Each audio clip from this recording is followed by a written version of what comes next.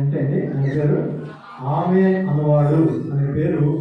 ఆమె అంటే అలాగే జరుగును కాక. దాని ఇంకొక కోణంలో చెప్పాలంటే జవాబు వచ్చింది, సమస్య వచ్చింది అని. ఎందుకంటే ఆమె అంటే జవాబు వచ్చింది, సమస్య సచ్చింది. చెప్పండి సింపుల్. ఆమె అంటే జవాబు వచ్చింది, సమస్య సచ్చింది. చాలా మంది ప్రార్థన చేస్తారు కానీ లాస్ట్లో 2 మాటలు మర్చిపోతుంటారు. ఒకటి ఏంటంటే యేసు నామమున అడుగుతున్నాము తండ్రి అనేది మర్చిపోతుంది. ప్రార్థన చేస్తారు, లాస్ట్కు అడుగుతున్నాం తండ్రి అంటారు కానీ యేసు నామం అనేది ఒక చెక్లో సైన్ లాంటిది అన్నమాట. ఆమె అనేది ఏంటంటే శాంక్షన్ చేయడం అన్నమాట. మేనేజర్ శాంక్షన్ చేస్తారు కదా, శాంక్షన్ చేస్తేనే కదా చెక్ మరి వ్యాలిడ్ అనేది. అదేవిధంగానే యేసు నామం అనేది చెక్లో సైన్ లాంటిది. ఆ బ్యాంక్ మేనేజర్ సైన్ లాంటివి అప్రూవ్ చేస్తూ చేసేది ఆమె. చాలా ఇంపార్టెంట్. ప్రార్థన చేసేటప్పుడు ఈ 2 చాలా ఇంపార్టెంట్గా మీరు భావించాలని ప్రభుత్వం మనం చేస్తున్నాం. చాలా సంతోషం. దేవుని వాక్యంలో నుంచి కొన్ని విషయాలు తెలుసుకున్నాం. యేసుక్రీస్తు ప్రభువారికి ఎంతమంది శిష్యులు ఉన్నారు? ఎంతమంది అండి? ఎంతమంది ఉన్నారు అని అడిగాను. బైబిల్లో అనలేదు నేను. ఎంతమంది ఉన్నారు అంటే ప్రపంచవ్యాప్తంగా వేల లక్షల కోట్ల మంది ఆయన శిష్యులుగా ఉన్నారు. అయితే బైబిల్లో ఎంతమంది ఉన్నారు? ఇప్పుడు కరెక్ట్ ఆన్సర్. ఎంతమంది అండి? 12 మంది శిష్యులు యేసుక్రీస్తు ప్రభువారు ఎన్నుకున్నారు. అయితే యేసుక్రీస్తు ప్రభువారు ఎంతకాలం భూమి మీద జీవించారు? 33.5. ఎంతకాలం పరిచర్య చేశారు? 3.5 సంవత్సరాలు ఆయన పరిచర్య చేశారు. ప్రసాదయ్య గారి దగ్గర ఉన్నారు కాబట్టి మీకు వాక్యం లోటు లేదని నేను అనుకుంటున్నాను.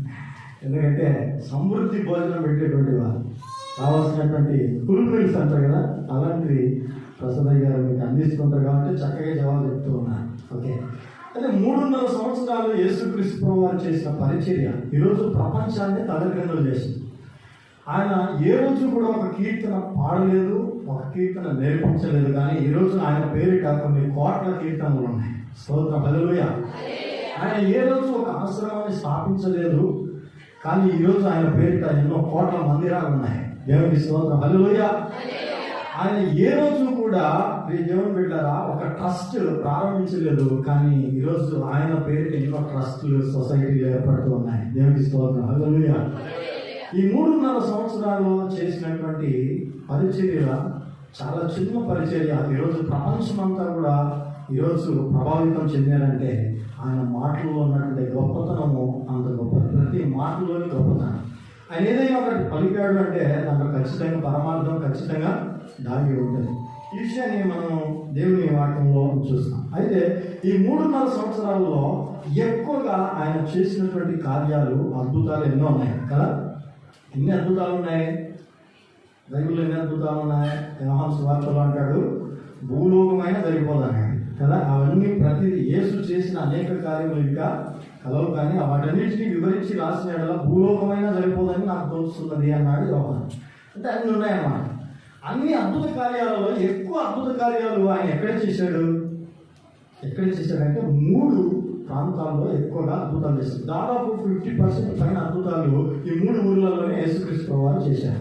అది ఒకటి ఏంటంటే కొరాచీనా, బెత్సైదా, కపెర్నహూము అనేటువంటి 3 ఊర్లలో ప్రభువారు చేసినటువంటి అద్భుతాలు. కపెర్నహూము అనేది ఒక పట్టణము, కొరాచీనా, బెత్సైదా అనేటువంటి 2 గ్రామాలు, సముద్ర మట్టానికి దగ్గరగా ఉన్నటువంటి గ్రామం. అయితే ఈరోజు నా ప్రసంగం బెత్సైదా దాని గురించి మాట్లాడాలని నేను ఆశపడుతున్నాను. ఎందుకంటే 3 ఊర్ల గురించి చెప్పాలంటే కనీసం 3 గంటలు పడతాయి. 1 గంట వేసుకున్నాను కాబట్టి కేవలం ఒకే ఊరు నేను ఎన్నుకుంటున్నాను, బెత్సైదా. ఈ బెత్సైదా అనేటువంటి గ్రామం గురించి యేసుక్రీస్తు ప్రభువారు ఏం చెప్పారు? యేసు ప్రభువారు ఎన్నో అద్భుతాలు చేశారు. అద్భుతాలు ఆయన ఇశ్రాయేలు దేశంలో ఆయన జీవించిన 33.5 సంవత్సరాల్లో ఈ 3.5 సంవత్సరాల పరిచర్యలో ఎన్నో వేల అద్భుతాలు చేశాడు. అయితే అన్ని అద్భుతాలలో గాను ఆయన ఎక్కువ అద్భుతాలు చేసినటువంటి చోటు బెత్సైదా, కపెర్నహూము, అలాగే కొరాచీనా అనేటువంటి 3 ప్రాంతాల్లో యేసుక్రీస్తు ప్రభువారు ఎక్కువ పరిచయం చేసినట్టుగా మనం చూస్తాం. అయితే యేసుక్రీస్తు ప్రభువారు ఆ చక్కని ఆ బెత్సైదా గురించి ఏం చెప్పాడు అనేది మనం ఒకసారి చూద్దాం. మత్తయి సువార్త అందరికీ అండి. మత్తయి సువార్త ఫస్ట్ 1 by 1గా మనం ధ్యానించుకుంటూ వస్తాం. 11వ అధ్యాయము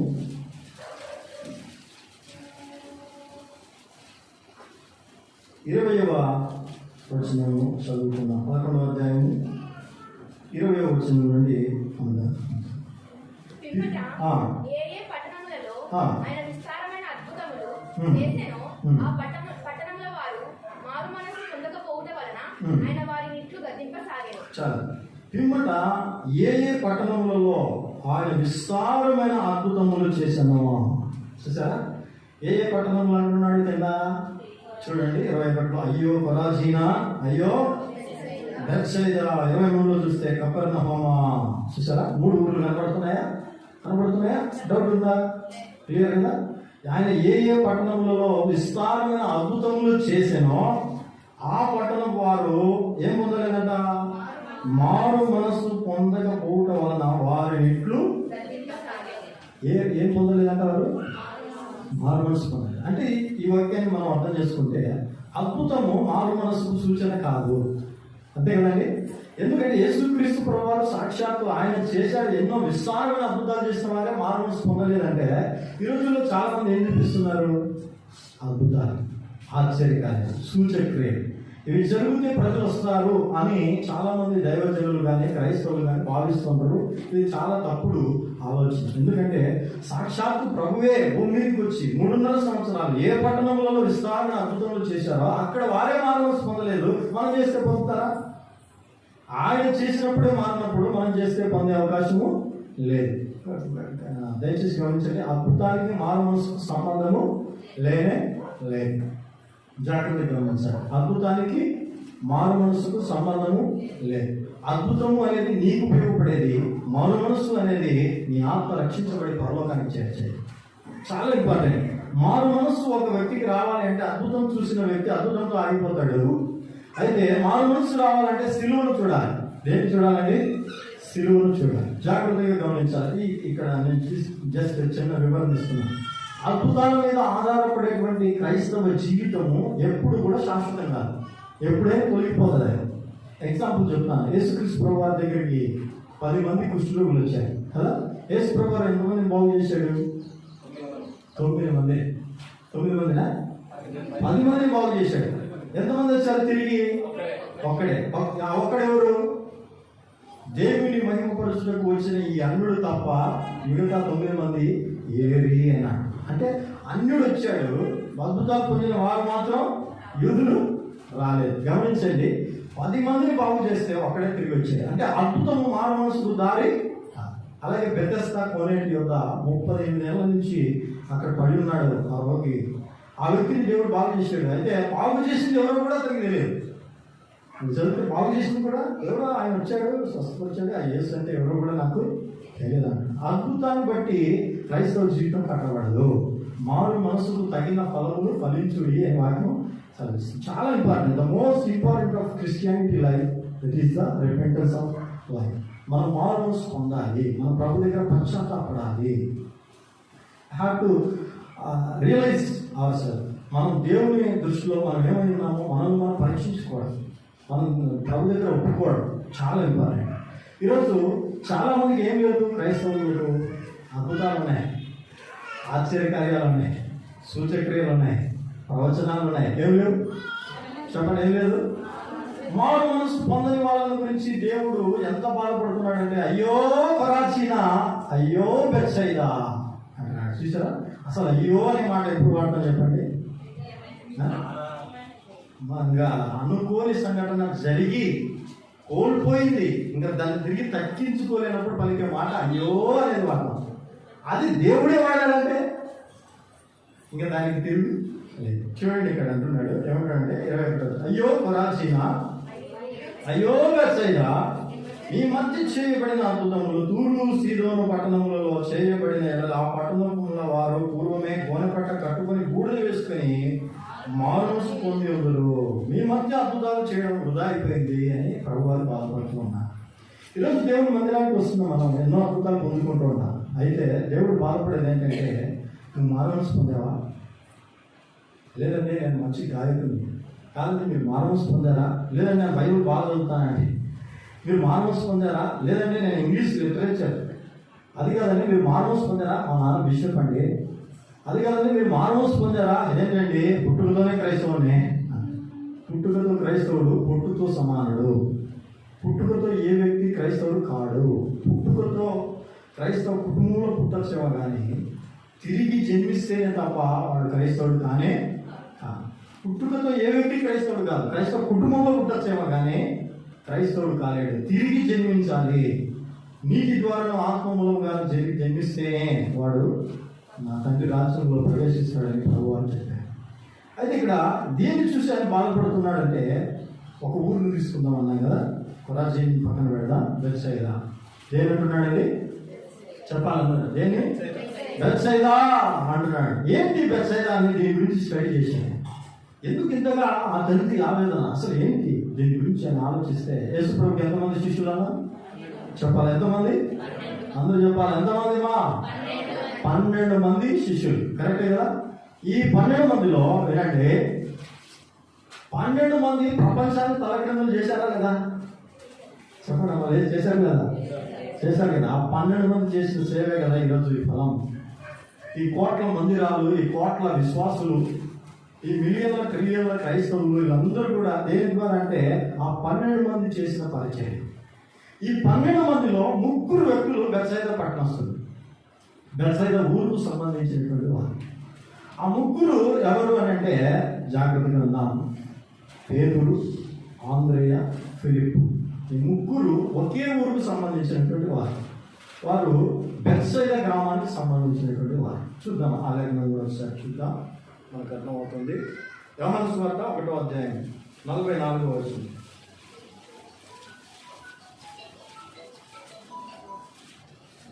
ఫిలిప్పు బెత్సైదా వాడు, అనగా అంద్రెయ, పేతురు అను వారి పట్టణపు కాపురస్తుడు. ఫిలిప్పు నతనయేలును కనుగొని ధర్మశాస్త్రము. 1:4. ఫిలిప్పు బెత్సైదా వాడు, అనగా ఆంద్రేయ, పేతురు అను వారి పట్టణపు కాపురస్తుడు. 3 ఒకటే ఊరు కదండి. ఏంటంటున్నాడు చూడండి అక్కడ.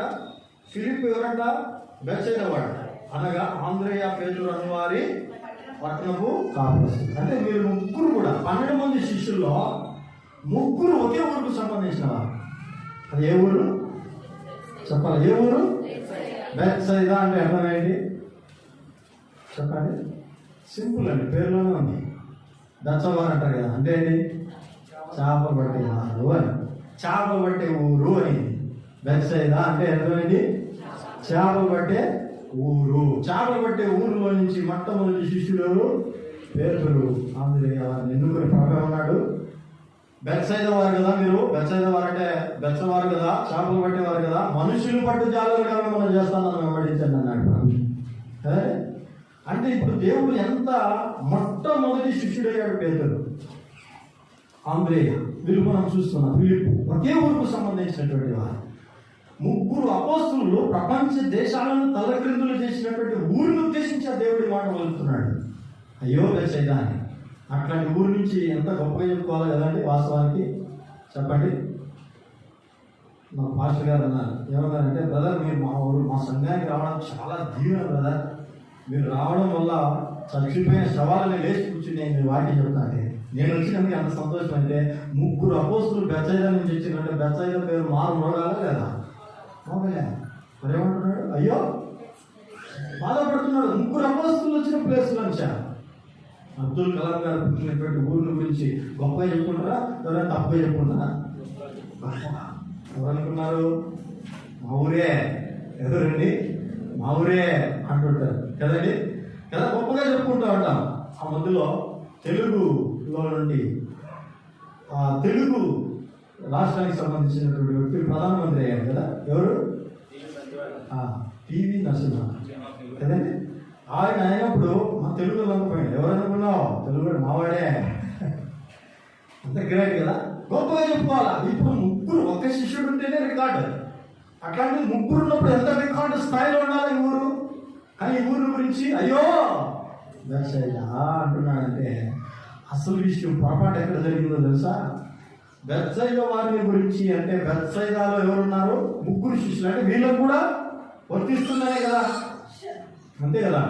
ఈ 3 తప్ప బెత్సైదా మీరు మానవ పొందరా అనలేదు దేవుడు. వారితో సహా ఆ సందర్భాన్ని తర్వాత వాళ్ళు గొప్ప సేవ చేశారు, దాని గురించి నేను మాట్లాడు. ప్రజెంట్ సిచ్యువేషన్ ఏం జరిగింది అనేది మాత్రమే ఎదుట పెడతాను. వీళ్ళు చేసినటువంటి 3 విషయాలు, ఈ ఫిలిప్పు, పేతురు, ఆంద్రేయ, ఈ 3 విషయాలు తప్పుదం జరిగింది. దాని నుంచి ఆ ఊరిలో ఉండే విశ్వాసులు కూడా బలంగా తయారు కాలేకపోయారు. ఆ 3 ఏంటనేది నేను తెలియజేస్తాను, జాగ్రత్తగా గమనించాలి.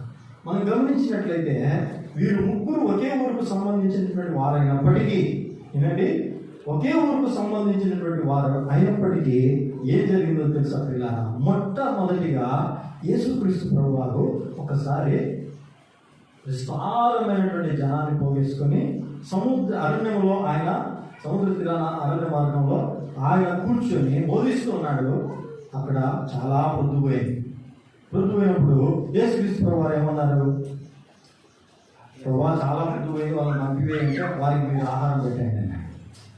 8,000 మందికి ఎక్కడి నుంచి ఆహారం తేగల ప్రభా? చూద్దాం ఒకసారి ఆ సందర్భం. అంటే ప్రభు చేసిన అద్భుతాలు నమ్మలేదు ఫిలిప్పు, ఆంద్రేయ. మనం చూస్తున్నాం, చూడండి, యోహాను సువార్త 6వ అధ్యాయం. ఉందండి, యోహాను సువార్త 6వ అధ్యాయం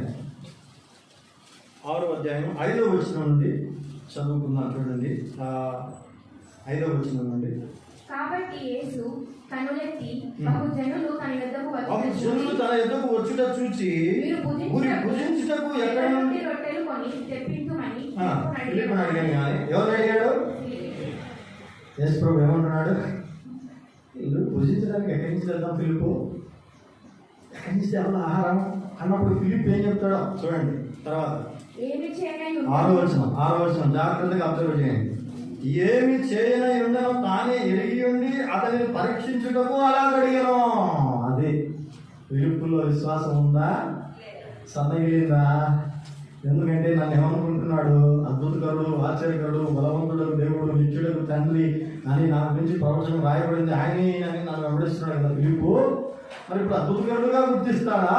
ఏమని చెప్తాడని అంతమంది శిష్యుల్లో ఎవరిని అడుగుతున్నాడు? ఫిలిప్పుని అడుగుతున్నాడు. ఏమని? ఇప్పుడు భుజించుటకు ఆహారం ఎక్కడి నుంచి తేవాలంటే తాను ఏమి చేయనయ్యాడో ఎరిగి పరీక్షించుటకు ఫిలిప్పుని అలా అడిగాడు. అయినప్పుడు ఆ పరీక్షలో ఫెయిల్ అవ్వాలా, పాస్ అవ్వాలా? చెప్పండి.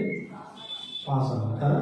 మొన్న 10th క్లాస్ రిజల్ట్స్ వచ్చాయి, ఇంటర్ రిజల్ట్స్ వచ్చాయి, అందరూ పాస్ అయ్యి చాలా సంతోషం. ఫెయిల్ అయిన వాళ్ళు ఎవరైనా సంతోషంగా ఉంటారా? పాస్. దేవుని దృష్టిలో కూడా పరీక్షలో పాస్ అయినటువంటి వాళ్ళే దేవుని లెక్కలోకి ఉంటారు, కానీ ఫెయిల్ అయిన వాళ్ళు లెక్కలోకి రా. ఎగ్జాంపుల్ చెప్తాను. బైబిల్లో 2 దైవజనులు ఉన్నారు. ఏలియా అనుచరుడైనటువంటి ఎలీషా. ఇద్దరు ఫెయిల్ అయినారు. ఎవరు? Elisha fail అయినాడా? ఎలీషా శిష్యుడు ఇంకొక ఆయన ఉన్నాడు. ఎవరు చెప్పండి? గెహాజీ ఫెయిల్ అయ్యాడా, పాస్ అయ్యాడా? ఫెయిల్ అయ్యాడు. ఏలియా ఒకంత ఆత్మ, ఎలీషా 2 ఆత్మ. ఎలీషా శిష్యుడు గెహాజీ ఎన్నింతల ఆత్మ పొందుకోవాలా? చెప్పండి, లెక్కలు రావా మీకు? ఏలియా ఒకంత ఆత్మ, ఏలియా శిష్యుడైన ఎలీషా 2 ఆత్మ. ఎలీషా శిష్యుడైనటువంటి గెహాజీ ఎన్నింతల ఆత్మ పొందుకోవాలన్నా? 4 డబుల్ బ్లెస్సింగ్. కానీ ఏమైపోయిందో తెలుసా? 4 తరాలకు కృషిలో కానీ తెచ్చుకున్నాడు. 4 బదులుగా 4 తరాలకు సరిపడ్డ కృషిలో కానీ తెచ్చుకున్నాడు. ఫెయిల్ అయ్యాడు. ఎందుకు? బహుమానాన్ని ఆశించాడు, ఓడిపోయాడు పరీక్షలో. కావాలని నయమాను తీసుకొచ్చిన ఆ బంగారు వస్త్రాలు అవన్నీ కూడా, వెండి అదంతా తీసుకొచ్చి దైవజనుడు ఎదుట పెట్టుకుంటే ఫెయిల్ కాలేదు, తీసుకోలేదు. అద్భుతం చేశానని ఇవన్నీ నాకు ఇస్తున్నావా? అవసరం లేదన్నాడు. పాస్ అయ్యాడు ఎలీషా. కానీ గెహాజీ మనస్సు ఇంత విలువైంది ఎట్లా అవుతుంటాడు? ఈ పాస్టర్కు జ్ఞానం ఉందా లేదా? ఇంత మంచి ఆఫర్ ఎవరన్నా కాదంటారా? సైన్యాధిపతి అని చెప్పి వెంటనే పరిగెత్తపోయి తెచ్చుకున్నాడు. రథం వెంట పరిగెత్తాడు. చూసారా? పరిశుద్ధ గ్రంథమైనటువంటి బైబుల్లో మనం చూస్తే రథం వెంట పరిగెత్తాడు గెహాజీ. అదే రథం వెంట ఇంకొక ఆయన పరిగెత్తాడు. ఆస్తి కోసం కాదు, ఆత్మల కోసం. ఎవరు చెప్పండి? ఇదే ఫిలిప్పు. అపోస్తల కార్యంలో మనం చూసుకున్నాం. అపోస్తల అధిపతి యొక్క రథం వెంట ఆత్మ కోసం పరిగెత్తాడు. ఈయన రథం వెంట ఆస్తుల కోసం పరిగెత్తాడు. అంటే సేవ 2 రకాలు. ఆస్తుల వెంట పరిగెత్తేటువంటి సేవ, ఆత్మల వెంట పరిగెత్తేటువంటి సేవ. అయితే ఫెయిల్ అయిపోయాడు. అందుకే చరిత్రలో గెహాజీ గురించి ఎక్కువగా ఎప్పుడు ఫెయిల్యూర్గానే ఆయన గెహాజీని చూస్తాం. పాస్ అయిన వాడిగా చూడండి. ఎవరైతే పాస్ అవుతారో వారు చాలు. ఇంకొక ఆయన పాస్ అయ్యాడు, మనందరికీ తండ్రి. ఎవరు చెప్పండి? అబ్రహాం. చెప్పండి, ఎక్కడ పాస్ అయ్యాడు? కొడుకుని ఇచ్చాడు. ఏం ఇచ్చాడండి? అబ్రహమా అబ్రహమా, నీకు ఒక్కడైనా నీ కుమారుని నువ్వు నాకు ఇచ్చేటకు వెనకాడలేదు కనుక ఇందువలన నువ్వు దేవునికి భయపడవాడమని నిజంగా అర్థమైంది నాకు అన్నాడు. చూడు, ఆకాశ నక్షత్రం వల్ల నేను విస్తరింపజేస్తాను. పాస్ కావాలి కదా. చాలామంది పెన్నుకు పేపర్కు ప్రార్థన చేసుకుంటారు అయ్యగారి దగ్గర. పాస్ అయ్యేటట్లు చూడండి. దేవుడు పెట్టే పరీక్షలు పాస్ అయ్యేటట్లు ప్రార్థన చేయడానికి ఎవరన్నా అడిగారు మీరు? ఆ విశ్వాసం నిలబడాలి కదా. అంటే ఇప్పుడు ఫిలిప్పు ఏమైపోయాడో చూద్దాం. చూడండి 7వ వచనం. అలా అడిగాను ప్రభు. అడిగితే అందుకు ఫిలిప్పు, వాళ్ళు ప్రతి వాడు కొంచెం కొంచెం పుచ్చుకొనుటైనను 200 దేనారముల రొట్టెలు చాలవని ఆయనతో చెప్పాను. ఆయన శిష్యులలో ఒకడు, అనగా సిమోను పేతురు సహోదరుడైన ఆంద్రేయ, పక్కనే ఉన్నాడు కదా, ఇద్దరు పక్క పక్కనే ఉన్నాడు, ఒకే ఊరు కదా ఆంద్రేయ. ఇక్కడ ఉన్న ఒక చిన్న వాణి యొద్ద 5 యవల రొట్టెలు 2 చిన్న చెప్పులు ఉన్నాయి, కానీ ఇంతమందికి ఇవి ఏమాత్రమని ఆయనతో. అంటే ఆంధ్రే కూడా తెలియదు. ఆంధ్రే సైలెన్స్ ఉండాలా లేదా? ఫిలిప్కు సమస్య వచ్చిందంటే ఫస్ట్ ఆంధ్రే దుంపుతాడు. ఆంధ్రాకి వచ్చిందంటే ఫిలిప్ దుంపుతాడు. మీరు గమనించండి, వీళ్ళిద్దరు జోడే ఉంటారు ఎక్కడైనా. ఎందుకంటే ఒకటే ఊరు, ఒకే ఊరు కదా. అందుకని అయ్యా ఉండడమో ఉన్నాయి కానీ ఏదో కొంచెం ఉంది. ఎన్ని ఉన్నాయంట? ఎన్ని ఏంటండి? 5 రొట్టెలు ఉన్నాయి, కానీ చూసి కొంచెం కొంచెం అవుతుంది అని అన్నాడు. ప్రభు చూస్తూ ఉన్నాడు. కానాలో నీళ్లను ద్రాక్షారసంగా మార్చినప్పుడు మీరు చూశారు కదా. బెతెస్దా కోనేటి యొద్ద కుష్టి రోగిని బాగు చేసింది వీరు చూశారు కదా. పక్షవాయువు గల వారిని బాగు చేసింది చూశారు కదా. ఎన్నో అద్భుతాలు వీళ్ళు చూశారు కదా. చూసి కూడా ఇంకా సందేహిస్తున్నారంటే వీరిలో ఏముంది? అల్ప విశ్వాసము. వీళ్ళు ఏమాత్రం విశ్వాసం కనపడము లేదు. వీరే విశ్వాసులుగా తయారు కాకుంటే ఆ ఊరి వాళ్ళని ఏం తయారు చేస్తారు? ఒకడు తన ఇల్లు చక్కబెట్టుకోనని ఎడల వాడు సంఘమును ఎలాగూ ఆలోచించు. అంతే కదండి, అవునా కదండి? ఈరోజు జాగ్రత్తగా గమనించండి. దేవుడు పరీక్షలు పెడతాడు విశ్వాసము. వాటిని తాళుకొని నిలబడాలి. అప్పుడు మనం అసలు శిశులైనటువంటి నిప్పు కణం వలె దేవునికి సాక్షులుగా జీవించగలం. యోబుకు దేవుడు పరీక్ష పెట్టాడు కదా, అందరికీ తెలుసు కదా. పరీక్షలో ఫెయిల్ అయ్యాడా, పాస్ అయ్యాడా? పాస్ అయ్యాడు కాబట్టి ఆయన నిలబడగలిగాడు. ఈరోజు యోబును మార్గదర్శనం. ఒక భక్తుడు అన్నాడు, పరిశుద్ధ గ్రంథమైన బైబిల్లో యోబు అనే గ్రంథం లేకపోతే చాలా మంది క్రైస్తవులు లోకంలో కలిసిపోయారన్నాడు. ఎందుకంటే ఆయన ఇన్స్పిరేషన్. అన్ని శ్రమలు వచ్చినా ఒక్కటే రోజు 10 మంది పిల్లలు చచ్చిపోయినా దేవుని విడిచిపెట్టలేదు. ఈరోజు దేవుడు పెట్టే పరీక్షల్లో నిలబడ్డారు. చాలామంది యేసు ప్రభువును నమ్ముతారు కానీ దాన్ని అమలు చేయడం లేదా దాన్ని క్రియల్లో చూపించట్లేదు. అంటే ఎట్లా అంటే ఒక చిన్న ఎగ్జాంపుల్ చెప్తాను. దేవుడు ఉన్నాడని మీరు అందరూ మందిరానికి వస్తున్నారు, మంచిదే. ఫిబ్రవరి పత్రికలో ఉన్నాడు 11లో, ఎవరు చదవద్దులేండి. దేవుడు విశ్వాసం లేకుండా దేవునికి ఇష్టేయుట అసాధ్యం. దేవుని యొద్దకు వచ్చేవాడు ఆయన ఉన్నాడని తను వెలుగు వారికి ఫలం దయచేసి ఉన్నాడని మొదట నమ్మవలేను కదా అన్నాడు. ప్రభు ప్రతిఫలం ఇస్తాడని నమ్మాలంట. రావడం గొప్ప కాదండి, నమ్మడం గొప్ప. చెప్పండి, రావడం గొప్ప కాదు, నమ్మడం గొప్ప. నమ్మకం, ఆ నమ్మకాన్ని క్రియల్లో పెట్టడం ఇంకా గొప్ప. చాలా మంది నమ్ముతారు కానీ అది వరకు వచ్చేసరికి అది క్రియల్లో కనబడదు. ఎట్లంటే చెప్తాను. ఒకసారి ఒక వ్యక్తి ఒక కొండ మీద నుంచి ఈ పక్క కొండ అటు పక్క కొండ మధ్యలో ఒక చిన్న తీగ కట్టి దాదాపు ఒక 200 మీటర్లు గ్యాప్ ఉంది, పెద్ద లోయ ఉంది.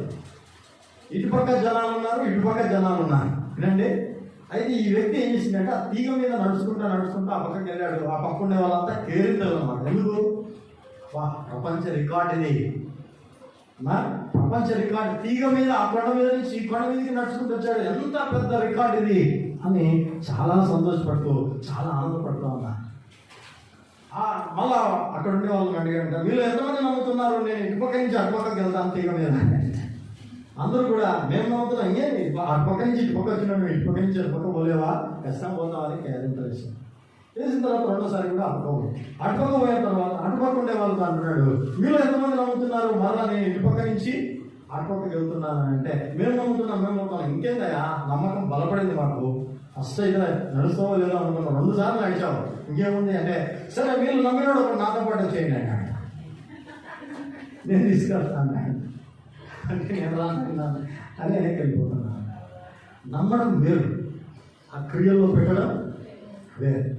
శ్రమలు వస్తాయా? రాని కూడా ఎన్ని శ్రమలు వస్తాయో ప్రభుత్వం నిలబడతా అంటారు, కానీ వచ్చినప్పుడు నిజం కదా, నీకేం తెలుసు, నీకేం బాధలు ఉన్నాయి, చర్చలు నిలబడి ఏం చెప్తానే ఉంటారు, మా బాధలు, మా సంసారం, మా అంతకుముందు ఒక ఆమె ఉంది, ఆమె పాట పాడేదంటే వెనుక శత్రువులు వెంటాడినను ముందు సముద్రము ఎదురొచ్చిన మోసే వలె సాగెదా నే సాగెద యేసునితో నా జీవిత కాలమంతా. పాడుతూ ఉంటే అసలు అందరూ కూడా మైమర్చిపోయారు, అంత చక్కని వాయిస్. అంటే వెనక శత్రువులు వెంటాడినా ముందు సముద్రం ఎదురొచ్చినా మోసే వలె సాగెదా. ఆపాలని తీసుకో, ఆపలేదంటే చూస్తుంది మళ్ళా నేను సాగేది అన్నట్టు మళ్ళా బీట్ స్టార్ట్ కావాలి, ఊపు రావాలి. ఇంత బాగా ఒక మందిరానికి రాలేదు, 2 వారాలు అయింది రాలేదు. ఏమన్నా ఎందుకు రాలేక మందిరానికి అంటే ఏదన్నా వర్షం వచ్చేటట్లుంది, వర్షము రాలే వచ్చేటట్లుంది. మళ్ళీ పిల్లలు అందరూ తలుస్తారంటే పాట ఏం పాటు ఒక వెనక శత్రువులు వెంటాడి నా ముందు జల సముద్రం వచ్చిన ఈత కొడుకుని వస్తాను, 4 శత్రువులు పడతాయని తెచ్చి మానేశాను. పాట చూస్తే చాలా ఘాటుగా ఉంది, కానీ అప్లై చేసి దాంట్లో సప్లై లేదు. అప్లై బాగుంది కానీ సప్లై లేదండి. ఈరోజు చాలా మంది అటువంటి వారిగా ఉన్నారు, వారు ఏం మారుతున్నారో వారికి తెలియదు. వారి చూసి ఎంత మాత్రము గ్రహించరు. ప్రభు చెప్పారు ఈ మధ్యాహ్న సమయంలో మాట్లాడుతుంది, మీరు ఒకసారి ఆలోచించండి. అప్లై చేస్తున్నావా? ఎన్ని పాటలు పాడుతున్నావా? ఎంత మందిరానికి వస్తున్నావా? ఎంత ఆయనను వ్యక్తిగతంగా వాళ్ళు నడుస్తున్నావు. ఎవరున్నా లేకన్నా నేను నా ఇంటి వారము నోవాహు నీవే నా ఎదుట ఈ తరంలో నీతిమంతుడవు. బా ఏం సాక్ష్యం అండి, నీవే. లోకమంతా చెడిపోయింది, నోవాహు ఒక్కడే ఎట్లుంటుంది చెప్పండి? కలిసిపోలేదు. 120 సంవత్సరాలు కూడా చూశాడు, ఒక్కరు కూడా మారలే. నోవాహు నువ్వు చెప్తాను జలప్రలయం అది వచ్చింది లేదు, మనం వచ్చింది లేదు. ఏమండి జాగ్రత్తగా గమనించండి. అన్నట్టుగానే మనకు 120 ఏళ్ళు ఎన్నెళ్ళు అన్నాయా నోవాహు నువ్వు చెప్పి అంటున్నాడు. ఒక పెద్ద నుంచి ఎన్నెళ్ళ నుంచి చెప్తున్నావు? మా నాన్న పుట్టక ముందు నుంచి చెప్తున్నావు జలప్రలయం వస్తాయని. వచ్చింది లేదా, అయింది లేదా అంటే సరే పలకు మన సౌండ్, ఆకాశం ఉరుములు మొదలయ్యాయి. చూశాను, స్టార్ట్ అయ్యింది, వచ్చేసింది. మీరు అనుకొనని గడియలో మనుష్య కుమారుని రాకడ ఉండను. నోవాహుకు ప్రభు రాకడకు చాలా దగ్గర సూచన ఉంది, కంపారిజన్. నోవాహు ఓడెక్కాడు, క్రైస్తవ సంఘం మేఘం ఎక్కబోతుంది. నోవాహు సంవత్సరం పాటు ఓడలో విందు చేశాడు, అక్కడ ఉండే ఆహారాన్ని భుజించాడు. క్రైస్తవ సంఘము మధ్యాకాశంలో 7 ఏళ్ళు విందు చేయబడుతుంది. నోవాహు జలప్రలయం అంతరించిన తర్వాత మళ్ళా భూమి ఆరిన తర్వాత కొత్త ప్రపంచాన్ని చూశాడు. క్రైస్తవ సంఘము 7 ఏళ్ల విందు అయిన తర్వాత 1000 ఏళ్ల పరిపాలనతో కొత్త ప్రపంచంలో అడుగుపెట్టబోతుంది. హల్లెలూయా. Comparison Novahu and church. సంఘానికి నోవాహుకు చాలా కంపారిజన్ ఇచ్చాడు. నమ్మలేదు, ఎవరు నమ్మలేదు. నమ్మిందాన్ని అప్లై చేయలేదు. నోవాహు నమ్మాడు, జలప్రలయం రాబోతుంది, నోవాహు ఓడ కట్టుకో, నీ కొరకు అన్నాడు. ఎవరి కొరకు? నీ కొరకు కట్టుకో ఓడ. చూసారా, నీ కొరకే. ఎవరి కొరకు తెలుసా? చర్చికి వచ్చేది చాలా మంది పాస్టర్ బాధపడతాడు కాబట్టి ప్రసాద్ గారు 3 సార్లు మా ఇంటికి వచ్చారు. 4సారి వస్తే ఏమన్నా బాధపడతారని ఏం చేస్తాం సార్, డ్యూటీ అయినా ఉనుకొని రావాల్సిందే తప్ప ఆయన కోసం కదండి, మీకోసం, మీ ఆత్మరక్షణ కోసం. ఎవరు వచ్చినా రాకపోయినా, ఎవరు మారకపోయినా జలప్రలయం వచ్చింది. ఈరోజు ఎవరు నమ్మినా నమ్మకపోయినా, యేసు ప్రభువును అంగీకరించకపోయినా, చర్చికి వచ్చినా రాకపోయినా రాకడ తథ్యం. ప్రభు వస్తారు, వచ్చినప్పుడు భూమి మీద రెప్ప పాటలు జరుగుతుంది అంతే. మన విమానం కూలిపోయింది. ఎవరైనా అనుకున్నారా? మరి కాసేపట్లో లండన్లో ఉంటాము, తిరిగి రాని లోకంలోకి కాలం గతించిపోతారు. కాబట్టి జాగ్రత్తగా పరీక్షలకు నిలబడదా. అంత్య దినాల్లో పరీక్షలు ఎక్కువ, ఇంకా శ్రమలు ఎక్కువ. క్రైస్తవులు నిలబడాలి. చిన్న పరీక్షల్లో ఫెయిల్ అయ్యారు. ఏంటి ప్రభువా, నీళ్ళను ద్రాక్షారసంగా మార్చిన నీ వారికి మాట అంటున్నది, నీవే చేయగలవు తండ్రి, అద్భుతం మాకు తెలుసు అనాల పిలుపు. కానీ అనలేదు. అనాల ఆంధ్రయ అనలేదు. ఫెయిల్ అయ్యారు, విశ్వాసంలో ఫెయిల్ అయ్యారు. మొదటి విషయం. రెండోదిగా దేంట్లో వారు ఫెయిల్ అయ్యారు అని మనం చూస్తే లేఖనాల పరిశోధనలో ఫెయిల్ అయ్యారు. మొదటి విశ్వాసంలో ఫెయిల్ అయ్యారు రచయిత వారు, ఈ శిష్యులు. రెండోదిగా వాక్య లేఖనాల యందు ఫెయిల్ అయ్యారు. ఎట్లా ఫెయిల్ అయ్యారు? యోహాను సువార్త మనం చూస్తే 14వ అధ్యాయం చూడండి. యోహాను సువార్త 14వ అధ్యాయం మనం చూస్తే 6వ వచనంలో లేదంటే 8వ వచనం చదవండి. 8. అప్పుడు ఫిలిప్పు, ప్రభువా తండ్రిని మాకు కనబరచుము, మాకంతే చాలని ఆయనతో చెప్పగా యేసు ఫిలిప్పు ఏమంటున్నాడండి? యేసు ఫిలిప్పు పాకు దీర్ఘం ఉందా? మామూలు ఫిలిప్పుకు పాకు దీర్ఘం ఉండదా? ఉండదు. కానీ ప్రభు పలికే మాటలో దీర్ఘం ఉందా? ఉంది. అంటే ఫిలిప్పు, అది మన మామూలు ఫిలిప్పు అని చదువుతాం. ఆయన పిలిచింది ఫిలిప్పు. చూసారా? మార్తా రాకు దీర్ఘం ఉండదు మామూలుగా, మీరు గమనించండి. కానీ ప్రభు పలికేటప్పుడు మార్తా అనేక రాకు దీర్ఘం వచ్చింది. అంటే ఆయన సాగదీస్తున్నాడు ప్రమాదంలో ఉన్నాడు.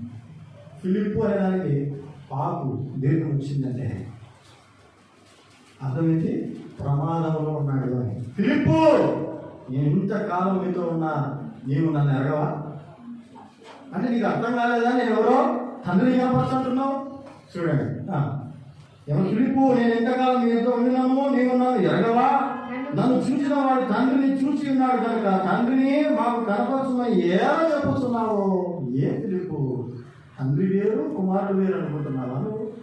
కాదు కదా ఫిలిప్పు, ఇంతకాలం ఏం నేర్చుకున్నావు నువ్వు? బైబిల్ పాత నిబంధనలో చెప్పబడింది కదా, నేను మధ్యవర్తి అయి జనులకు తీర్పు తీరుస్తానని. ఆయన ఎవరు అనుకున్నా? నేనే మధ్యవర్తి. అంటే గలతీ పత్రికలు అంటాడు, వేరొకరికి మధ్యవర్తి కాదు కానీ దేవుడు ఒక్కడే అంటాడు.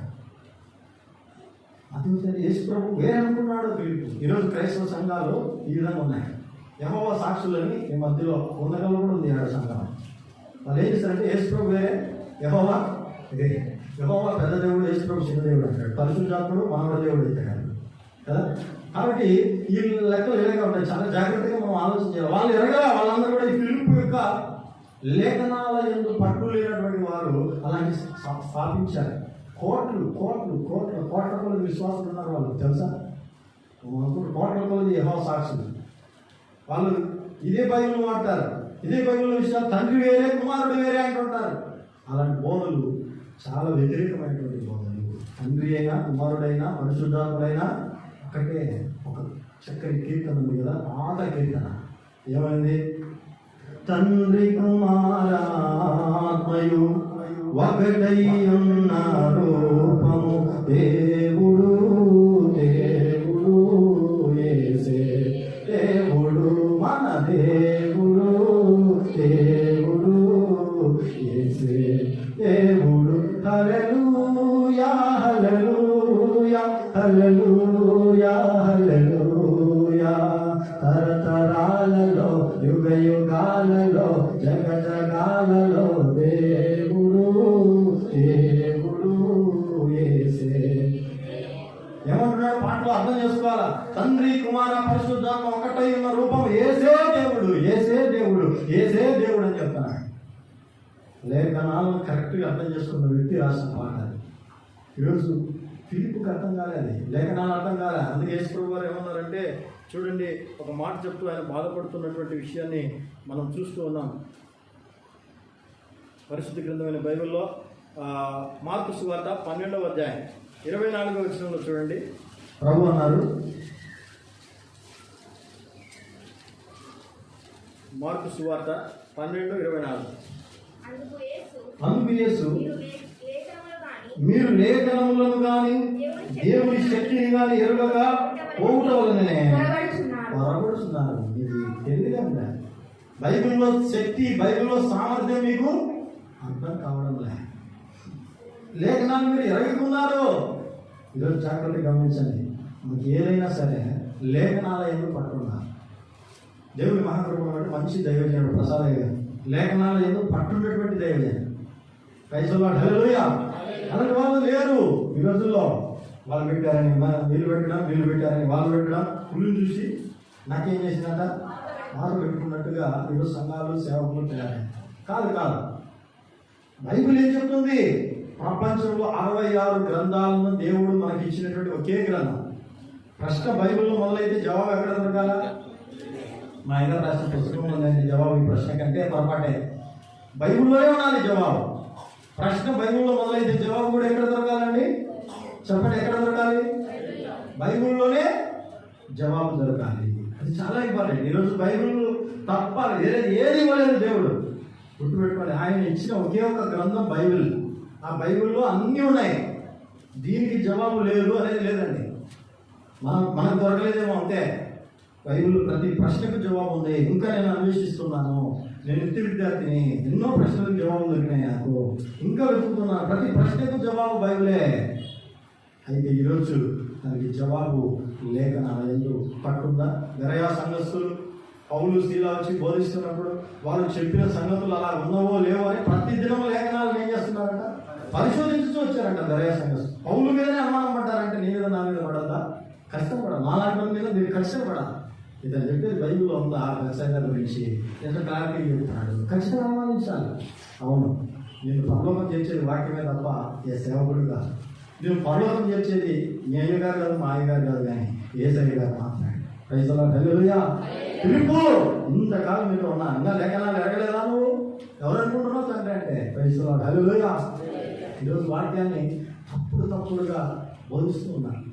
దేవుడు చూడండి, అందరికీ అందుబాటులో బైబిల్ పెట్టాడు కాబట్టి దీనికి రిస్ట్రిక్షన్స్ లేవు.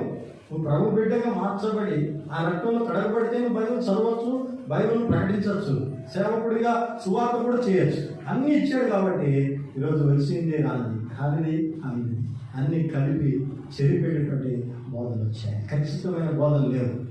ఎక్కడ చూసిన యూట్యూబ్ ఆన్ చేయండి, అన్నీ కల్తీ బోధలే. ఎక్కడ లేవండి, అన్నీ కల్తీ బోధలు, కల్తీ సరికే. స్వచ్ఛమైన వాక్యం ప్రకటించబడట్లేదు. దేవుడి ఆవేదన, అయ్యో ప్రాచన, అయ్యో వ్యవసాయం మీ మధ్య చేసిన కారణం, మీ మధ్య చేయబడినటువంటి అద్భుతాలు తూరు సీడోను పట్టణంలో ఎదురు చేసి వారి పాటికి కొనపట కట్టుకొని ఆరంభించుకునేవారు కదా. దేవుడు బాధపడుతూ ఉన్నాడు. అటు ఫిలిప్పు రెండవదిగా ఆంధ్రయ మనం చూస్తున్నాం. వారు ఏమంటారంటే, మొదటిగా విశ్వాసంలో ఫెయిల్ అయ్యారు, రెండవది లేఖనాల పరిశోధనలో ఫెయిల్ అయ్యారు, మూడవదిగా వారి దేంట్లో ఫెయిల్ అయ్యారు తెలుసండి. మూడవదిగా మనం చూస్తే చూడండి, పరిశుద్ధ గ్రంథమైనటువంటి బైబిల్లో మనం చూస్తే పేతురు కూడా ఎక్కడికి చెందినవాడు? బెత్సైదాకు చెందినటువంటి వాడు. అయితే ఎక్కడ ఫెయిల్ అయ్యాడంటే, కొంచెం చెప్పి నేను ఆ వచ్చిన చూపిస్తాను ఏంటంటే, పేతురు ఏం చేశాడు చెప్పండి? యేసు ప్రభువును వడ్రోకులు పట్టుకొని పోవడానికి వచ్చినప్పుడు ఏం చేశాడు? చేతిలోని కత్తి తీసుకొని, ఎవరన్నా మా హీరో మీదకి వచ్చేది అని చెప్పి నిలబడి మలుపుని వ్యక్తి చూడు నరికాడు. అంత ప్రేమ కదా. ప్రభువా, అది నీకు మనుషుడు కుమారుడు పాపల చేతికి అప్పగింపబడతాడు, ఆయన సిలివేస్తారు, 3వ దినములు లేచి అగత్యమైన వారితో చెప్పాను, ప్రభువా అది నీకు దూరం అవును కాక. ఏం ప్రభువా, నిన్నెవడు సిలివేసేది? ఏమనుకుంటున్నావు? దొరికిపోయారు, ఆయన పేరు దొరికిపోయింది అన్నాడు. అంతగా అన్నా బెత్సైదా వాడు ఎంత గొప్ప విశ్వాసం అనుకుంటాం. లాస్ట్ ఏమయ్యాడు తెలుసా? యేసు ప్రభు సిలువేసేటప్పుడు ఇక్కడ ఉన్నాడు చూడండి. లూకా సువార్త 22వ అధ్యాయం 54వ వచనం. 22 లూకా సువార్త 54వ వచనం. వారు ఆయనను పట్టి ఈడ్చుకొని పోయి ప్రధాన యాజకుని ఇంటిలోకి తీసుకొని పోయి పేతురు దూరముగా వారి వెనక ఎక్కడున్నాడట? అవ్వా నీ కొరకు సావుటైనా సిద్ధమే అన్నాడు పేతురు. ఇప్పుడు ఎక్కడున్నాడు? దూరంగా ఉన్నాడు. బెత్సైదా వారలారా, ఆంద్రేయ ఫెయిల్ అయ్యాడు పరీక్ష కదా. విశ్వాసంలో రొట్టెల దగ్గర లేఖనాలు అర్థం చేసుకోవడంలో ఫిలిప్పు ఫెయిల్ అయ్యాడు. యేసు ప్రభువును వెంబడించడంలో పేతురు, ముగ్గురు ఫెయిల్ అయ్యారు. ఈ ముగ్గురు ఒకే ఊరికి సంబంధించిన దేవుడు ముగ్గురు మీరేలాగా ఉన్నారు అని ప్రభు చెప్తున్నాడు. అయ్యో బెత్సైదా, ఎంత పని! ముగ్గురు ఎన్నుకుంటే ముగ్గురులో ఒక్కరన్నా పాస్ కాలేదు. విశ్వాసంలో ఫెయిల్, వాక్యంలో ఫెయిల్, తర్వాత వెంబడించడంలో యేసు ప్రభు ఏమన్నాడు? ఒకడు నన్ను వెంబడింపకోరిన ఎలాగా ఏం చేయాలన్నాడు? AC car వేసుకున్నారంటారండి. ఒకవేళ ఎవరికైనా లేకుంటే అప్లై చేసుకొని ఇచ్చేస్తా అంటే అందరూ వెంబడిస్తారు. యేసు ప్రభు అట్లా అంటే ఏమన్నా యేసు ప్రభు వారు నా సిలువను ఎత్తుకొని నన్ను వెంబడించండి అన్నాడు. అప్పుడే ఒకడు అన్నాడు, ప్రభా నీవు ఎక్కడికి వెళ్ళినానో బోధకుడా నీ వెంట నేను వచ్చాను అన్నాడు. అంటనే యేసు ప్రభు వారు అతని మనసు ఎరిగి కదా, దేవుడు హృదయంలో ఎరిగినవాడు. మనిషికి ఎవరికి తెలుసు, హృదయ ఆలోచన అతని హృదయానికే తెలుసు, దేవుడికి తెలుసు అంతే. ప్రభా నువ్వు ఎక్కడికి వెళ్ళినానో నీ వెంట వచ్చాను అనగానే యేసు ప్రభు వారు ఏమన్నారు తెలుసా? నక్కలకు బొరియలు ఉన్నాయి చెప్పడమా, ఆకాశ పక్షుల గూళ్ళు ఉన్నాయి, కానీ మనుష్య కుమారుడికి అలవాటు చూడడానికి కూడా స్థలం లేదంటే ప్రభు నా తండ్రిని బాధ పెట్టుకుని వస్తా అంటాడు. మళ్ళా నీవు ఎక్కడికి వెళ్ళా వెళ్తా అన్నాడు. మరొకడు అంటున్నాడు, ప్రభా అట్లయితే నేను నా తండ్రిని బాధ పెట్టుకుని వస్తా అంటే యేసు ప్రభు ఏమన్నాడు, మృతులు తమ మృతులు బాధ పెట్టుకుని నీవు నన్ను వెంబడించు అంటే అర్థం ఏంటో తెలుసా? భయమ్మ ఏదో ఇల్లు వస్తుందని నేను వెంబడిస్తే నక్కలు గొర్రెలు ఉన్నాయంట, ఆకాశ పక్షులు గూళ్ళు ఉన్నాయంట, మనిషి కుమారు ఈయనకే చూడలేదంట, నాకేముందో చూడని చెప్పి నా తండ్రిని బాధ పెట్టుకుని వస్తా. చూసారా, జాగ్రత్తగా గమనించారు. ఈరోజు ప్రియమైనటువంటి యేసు ప్రభువును వెంబడించడం అంటే పూల పంపు కాదు, ముళ్ళ బాట. క్రైస్తవ జీవితము ముళ్ళ బాట. పరలోకం చేరాలంటే మీకు ఒకటి చెప్తాను. అపోస్తల కార్యములు 14:22 చదవండి. అపోస్తల కార్యముల గ్రంథము 14:22. శిష్యుల మనసులను దృఢపరచి విశ్వాసమును నిలకడగా ఉండవలననియు అనేక శ్రమలను అనుభవించి మనము దేవుని రాజ్యంలో ప్రవేశింపవలననియు వారిని హెచ్చరించిరి. అనేక శ్రమలు అనేక శ్రమలను అనుభవించి మనము దేవుని రాజ్యములో ప్రవేశింపవలననియు వారిని హెచ్చరించిరి. పరలోక రాజ్యం పోవాలంటే ఏం చేయాలంట చెప్పడమ్మా? ఏం చేయాలంట? అనేక చెప్పండి. అనేక శ్రమలు. ఒక శ్రమ వచ్చేది చర్చి మానేస్తున్నాం. అనేక శ్రమలు వస్తే ఈ దేవుడు వద్దు, ఈ అయ్యగారు వద్దు, నేను ఇంట్లో సాపరుచుకొని ప్రార్థన చేసుకుంటా బ్రదర్ అంటారు. ఇంట్లో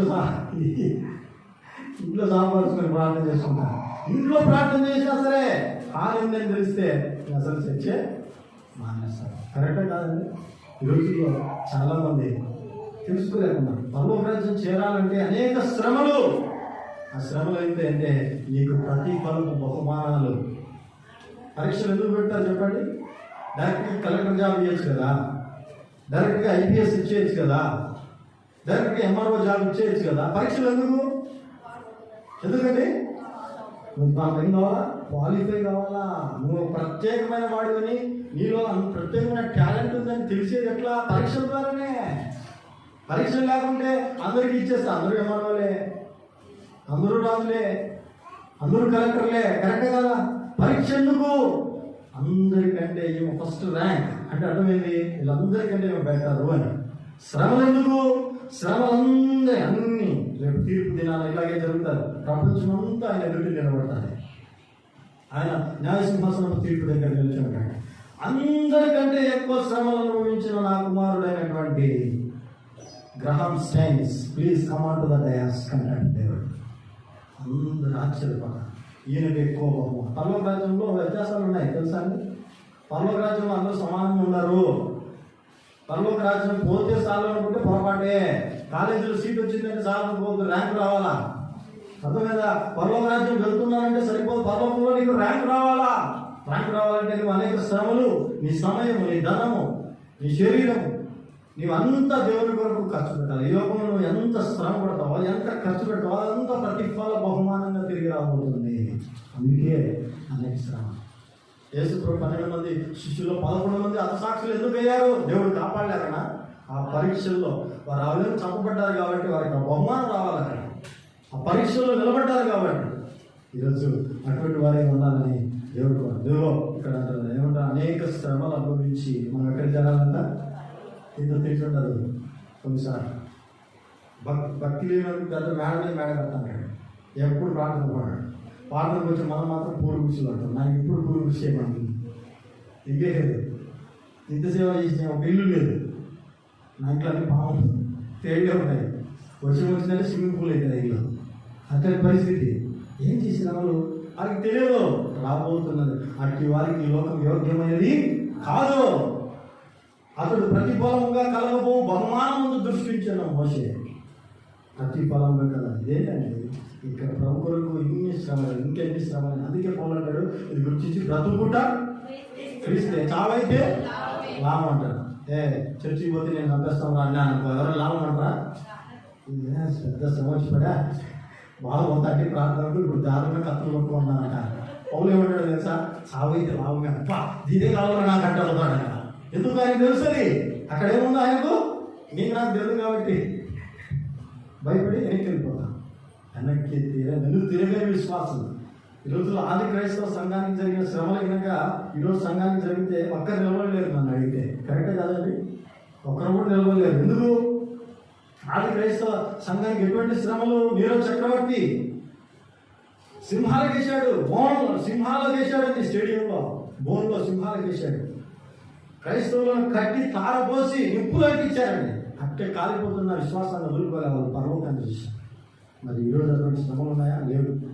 అయినా చిన్న చిన్న కుటుంబ సమస్యల కోసం మందిరాన్ని వదిలేస్తాము అంటే మన విశ్వాసము చాలా సన్నగిలిపోయింది అని. అందుకే అన్నాడు ఆయన, మనిషి కుమారుడు వచ్చినప్పుడు విశ్వాసము కనుగొనునా అన్నాడు. మనిషి కుమారుడు వచ్చినప్పుడు విశ్వాసమును కనుగొనునా. క్రైస్తవుండా కదలి రావయ్యా, కలుషాకులకు ఈ సిలువ శక్తిని చాటవేమయ్యా. ఎండవానాలనియు జడిసి ఎంతకాలము మూలనందు. ఎండాకాలం ఎండ అంటాడు, చలికాలం చలి అంటాడు, వానాకాలం వాన అంటాడు, 360 రోజులు సువార్త చేయడు. ఎండవానాలనియు జడిసి ఎంతకాలము మూలనందు కండలను ప్రేమింతువేమన్నా. ఈ మంటి కండలు ఎంత పెంచిన మంటికేనన్నా అండి. ఈ మట్టి కండలు ఎంత పెంచినా మట్టికే కదా. దానికోసం పోరాటం. లండన్లో అలాంటి సంఘటన జరుగుతుందని ఎవరైనా అనుకున్నారో చెప్పండి. లండన్కి వెళ్ళే ఫ్లైట్లు అహ్మదాబాద్లో ఎంత ఘోరం కదండి. అది చూస్తుంటే ఒకసారి ఊహించండి, అదే ఫ్లైట్లో మనం ఉన్న పరిస్థితి ఏంటి. అదే ఫ్లైట్లో ఆ క్షణంలో వాళ్ళు ఎట్లా ఉంటారు. ఆ ఒక్కడు బయటపడినటువంటి వ్యక్తి, ఆ రమేష్ విశ్వాస్ అనేటువంటి వ్యక్తి, ఆయన బయటకు వచ్చాడు. ఆయన ప్రాణం లోపల ఏం జరుగుతుందో కూడా ఆయనకి తెలుదంటున్నాడు. ఆ లోపల వాళ్ళ భయం చచ్చిపోతాను ఏమైపోతుందంటే చివరి గడియలో ఆలోచించేది ఒకసారి. నాకు తెలిసి అప్పుడు వాళ్ళు నమ్మిన దేవుళ్ళను ఎంత గట్టిగా వాళ్ళు నమ్మింటారంటే అంత గట్టిగా. అదే వాక్యం ఉంటుంది, ప్రాణం ఎప్పుడైనా పోతుంది. అదేదో ప్రాణం పోయేటప్పుడు కాదు, దీపం ఉండగానే అది చెక్క పెట్టుకుని అనుకుంటూ బతుకు అలా. ఆది క్రైస్తవ సంఘాన్ని ఆపడానికి దుష్ట నీరో చలరేగాడు ఆ రోజు. అయితే దేవుడు కార్యం ముందు అతను నిలవలేక అండి. ఈరోజు ఈ మధ్యాహ్నకాల సంఘంలో పేతురు ఫెయిల్ అయ్యాడు.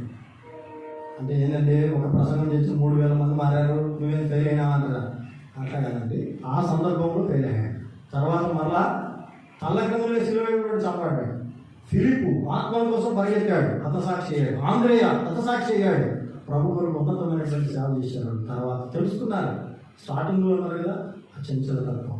అయితే ఇక్కడ నేను చెప్పే విషయం ఏంటంటే, ఇక్కడ ఉన్న మనం కూడా ఇంకా అలాగే చంచల మనసుతో ఉన్నామా ఆలోచించండి. అద్భుతాలు చూస్తూ, ఆశ్చర్యకార్యాలు చూస్తూ, ఏదో మిరాకిల్స్ చూస్తూ కూడా ఇంకా మారు మనసు పొంది ఆయన అడుగుజాడలో నడవకుంటే నడవాలి. బెత్సైదా మీ మధ్య అద్భుతాలు చేశానే, బెత్సైదా వాళ్ళ మీ నుండి 3 నాకు శిష్యులుగా చేస్తున్నానే, కానీ మీకేం లేదు. మారు ఎంత పెద్ద అపోస్తులు అక్కడి నుంచి వచ్చిన 3 అపోస్తులు ఉన్నారే, దైవజనులు ఉన్నారే అని సంతోషపడలేదు. ఏం లేదని బాధపడుతున్నాడు ఆయన. మారు మనసు ఏం లేదండి, మారు మనసు. దేవుడు ఒక మనిషిలో దేని చూసి సంతోషిస్తాడంటే మారు మనసు. ఏం చూసండి, భూమి మీద నరులను చేసినందుకు యెహోవా హృదయం ఏం చేసిందట, నొచ్చుకుందంట, సంతాపం పొందింది. ఎందుకు ఉంది? మనకి ఏం లేదు, మారు మనసు లేదు, నీతి జీవితం లేదు. అందుకనే ఆయన బాధపడుతున్నాడు. మారు మనసు పొందని నీ తీరును, జీవ గ్రంథమందు లేని పేరును, అసహించుకొనుచు ద్వేషించును, ఎరుగను యేసు నిన్ను ఎంతను భాషించును. మార్పులేని మానవుండా, తీర్పు దినము దాగలేవురా సోదరా, తీర్పు దినము దాగలేవురా. రక్షణ యేసునొద్ద ఉన్నది, నిర్లక్ష్యము నీలోన ఉన్నది. రక్షణ యేసునొద్ద ఉన్నది, నిర్లక్ష్యము నీలోన ఉన్నది. ఇదే అనుకూలమైన సమయము, ఇదే రక్షణ దినమందుము పొందుము. మార్పు లేని మానవుందా, సోదరా తీర్పు దినము దాగలేవురా.